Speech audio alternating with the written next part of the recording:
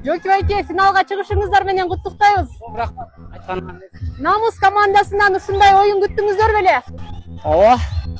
Бул Намус командасы Кыргызстанда 3-чү, 4-чү эмес, 1-чи, 2-чү, 3-чү командалардын катарындагы команда, күчтүү командалар. Жакшы, Кудай буйрса. Былтыркы оюнга салыштырмалуу жигиттерде өсүш барбы? Ооба, Кудай буйрса Намустун келечеги өтө жакшы. Кудай буйрса Кыргызстандын алтын командалары болот деген үмүт бар да буларда. Оюн талаасында оюн кызуу жүрдү. Абдан курч болду.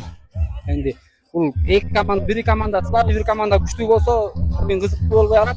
Эки команда тең болгондо абдан оюн кызыктуу болот да. Буйрса, бул Намус командасына да ийгилик кылайт сен буйрса. Бу да болбосо эмкиде. Буйруса алдыда достук командасы менен беттеш. Эзелки эл классико деп коет эмеспизби? Ооба, Кудай буйрса.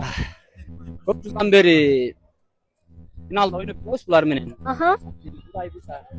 Кудай таалам буйруп койгон экен, эми ойнойбуз. Ийгилик каалайбыз анда финалдык беттешке.